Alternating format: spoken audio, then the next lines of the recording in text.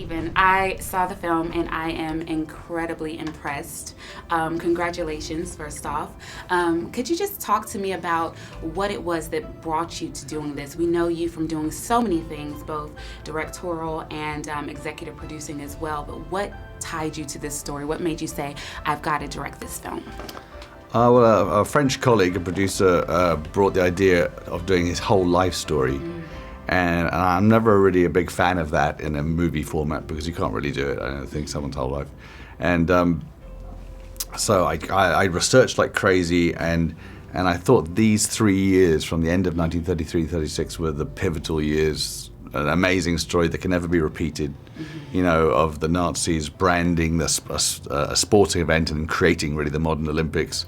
And while that's happening, this young kid who really just wants to run and is not interested in all of this stuff is brought into this very complicated world of politics and racism. You know, the NAACP didn't want him to run. A lot of people did want him to run. The Jewish community weren't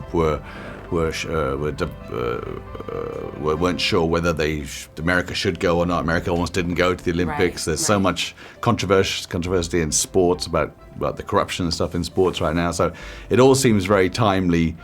Without, you know, so it doesn't feel old-fashioned in a way. Yeah. But it's also a series of events that can never happen again. You know? Right, absolutely. I mean, from the 1930s now to 2016, it was so spot on because we're dealing with so much of that right now, and I'll definitely get back to that in a second. But I want to talk about the work that you did with the actors on the film. Incredible acting from the actors that were in the film. Tell us about that, because I know you came from doing all kinds of stuff, from Nightmare on Elm Street all the way up into 24 and Californication. So how different was it for you working with these actors on such a different type of film?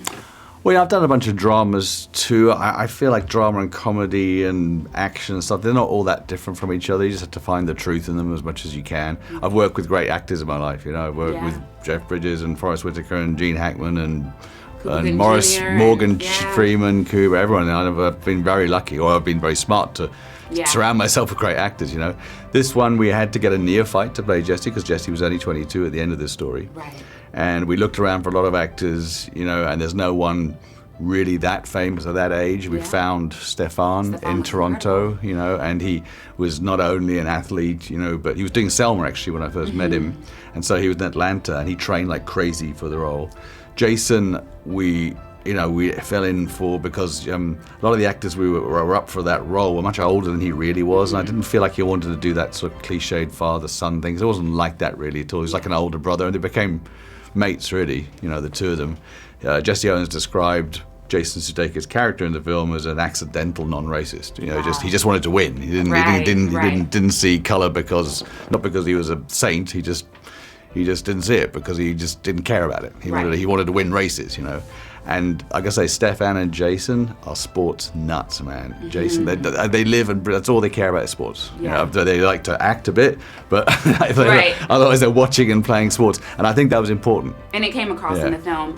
You've been nominated for Emmys and Golden Globes, and there's so much happening. And we spoke about this a little earlier on the interview when you said that it's very what's happening now and what happened then. How do you feel about what's happening right now with the Oscars so white and everything that's going on with no African Americans being nominated? And, you know, back then in the 30s, it was them going to the Olympics and, you know, doing this in Germany, and now we're still dealing with that kind of situation with race. Where does that put you, Stephen? Well, you know, I've worked with so many African American actors, whether it's Don Cheadle, Forrest Whitaker, Cuba Gooding, Morgan Freeman, and all of them, I think, said the same thing to me, that they felt like they wanted to work in a colorblind way. You know, they didn't want it to be proactively African American or not. They just wanted to be, you know, on the same playing field, you know. And I think that's where the controversy lies. I think, you know, this film is coming out now, so I'm going to be asked this question all the time it happens at this moment in time. But I'm not sure how you fix the problem except carry on doing great work and doing films like this. And this film was, you know, we started this film 3 years ago, so it was nothing to do with anything that's going on right now. Absolutely. I'm certainly not trying to sidestep the problem. I'm not clever enough to figure it out. I'm rebooting 24 right now, actually, and I'm doing an African American actress playing the lead in that. Yeah. And so and it's not because he's African American. It's just because he's a super cool An actor. amazing actor. Yeah. So Yeah. so Getting so back in to the work. in the end, you just have to really do the right stories. And you know, I think there's race all over the world, right? There's race Absolutely. problems, and certainly in Britain. I was born in Jamaica. Yeah. You know, if you look at India, where there's a caste system. I mean, it's really mental that there's still this stuff going on. Yeah. But it's some sort of ancient tribal human thing. I don't know what the hell it is, man. Absolutely. Well, we're grateful for directors like you. So excited about the film, and congratulations. Thanks. Thank you for sitting down.